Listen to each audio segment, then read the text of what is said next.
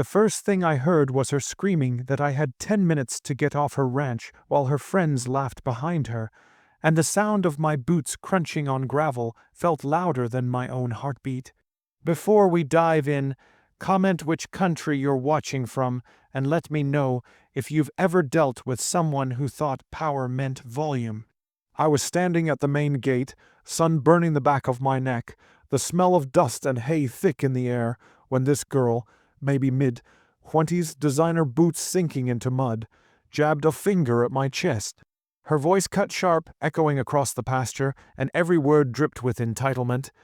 I could hear cattle shifting behind the fence, metal clanking softly, like even the land was uneasy.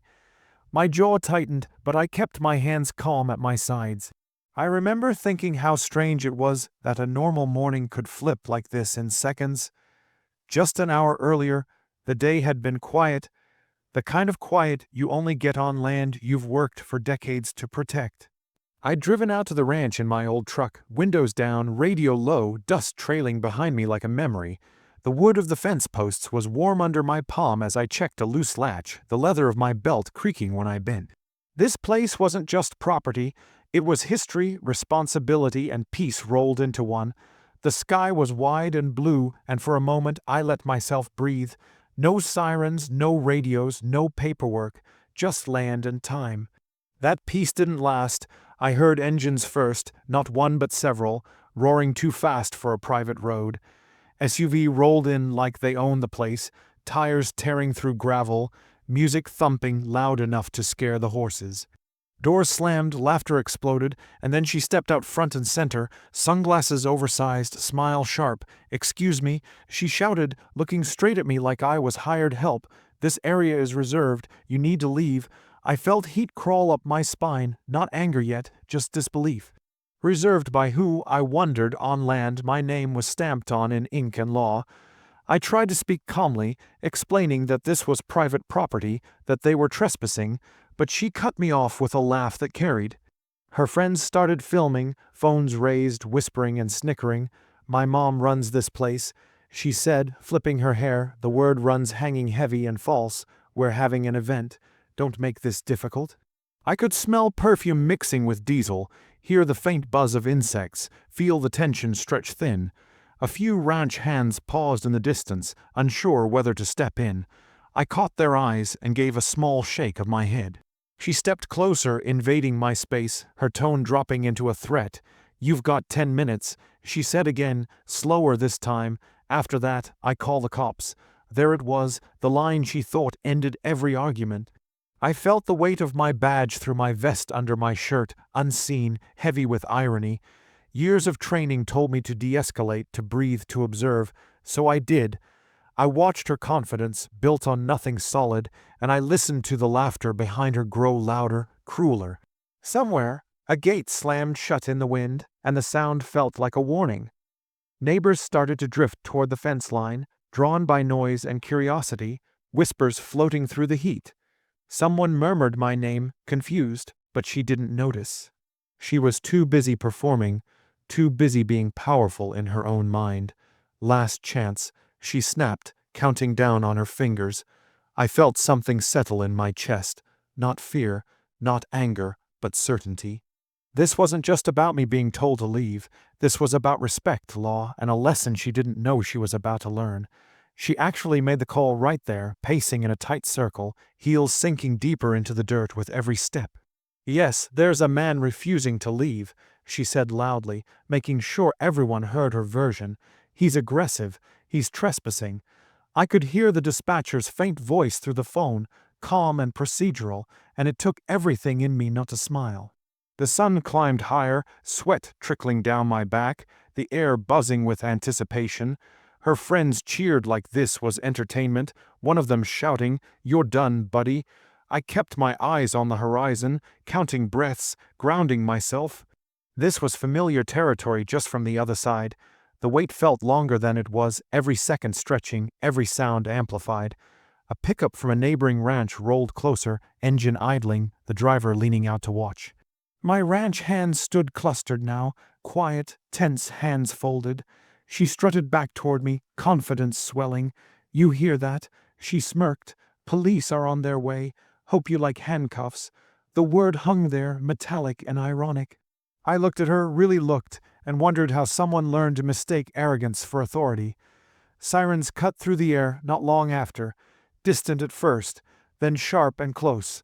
The crowd shifted, excitement rippling outward like a wave. 2 patrol cars pulled up, dust swirling around them as doors opened. I recognized the officers immediately, good cops, solid people I'd worked with for years. They didn't recognize me yet, not out here, not in a faded shirt and boots. The daughter rushed them before they could even close their doors, launching into a dramatic retelling. Hands waving, voice quivering just enough to sound convincing. I watched their faces, professional, neutral, eyes flicking toward me. "Sir," one of them called, approaching cautiously, "we've had a report you're refusing to leave private property." I nodded, slow and respectful. "That's correct," I said, "but not in the way she means." A murmur ran through the crowd. The daughter scoffed loudly. "See, he admits it." The officer raised a hand, silencing her, and that alone made her eyes flash. I could smell the leather of his duty belt, hear the faint crackle of a radio. Familiar sounds, grounding sounds. They asked for ID. I reached into my pocket deliberately, feeling the worn edges of my wallet. This moment mattered, not as a power play, but as a pivot. I handed it over, watching their eyes drop to the card. There it was, the flicker of confusion, then recognition. One officer's eyebrows shot up. He glanced at me, then at the ID, then back at me again. The air shifted. The daughter noticed it too, her smile faltering. "What is it?" she snapped. "Why are you looking at him like that?" The officer cleared his throat, posture changing subtly, respect sliding into place. "Ma'am," he said slowly, "this is Chief." She cut him off with a laugh that sounded brittle now. "Chief of what?" she scoffed. "This is ridiculous." But the crowd had gone quiet, leaning in, sensing the turn. My heart beat steady, my mind clear. Years of service, of restraint, of moments just like this had led here. I met her eyes, calm and unyielding, and waited for the truth to finish coming out. The officer said my full name then, rank included, and it landed like a dropped plate, sharp and final. You could almost hear the realization spreading, whispers igniting, phones lowering as people processed it. Her face drained of color, mouth opening slightly before snapping shut again. "That's not funny," she said, but her voice wavered, the confidence leaking out fast. I stepped forward just enough to reclaim my space, boots firm on the ground, dust settling around us. The smell of hot metal and earth felt grounding. I wasn't joking, I said quietly, and I wasn't trespassing. Her friends backed away in small, instinctive steps, suddenly very interested in their screens again. One neighbor let out a low whistle, another shook their head. The officers straightened, professionalism locked in, now addressing her with questions, ownership, permission, authorization. She stumbled over answers, contradictions stacking up. "My mom said," she started, but there was no paper, no permit, no call logged, just entitlement exposed under the harsh light of fact. I watched her crumble not with satisfaction, but with a heavy sense of inevitability. They informed her she was trespassing, that her false report was a serious matter. The word serious finally seemed to reach her. Her voice cracked as she argued, tears threatening, the performance shifting from dominant to desperate. "You can't do this," she whispered, looking at me now, not above me. I met her gaze steady. "This is exactly how it works," I replied. The cuffs came out, metal glinting, the sound of them clicking echoing louder than it ever had on the job.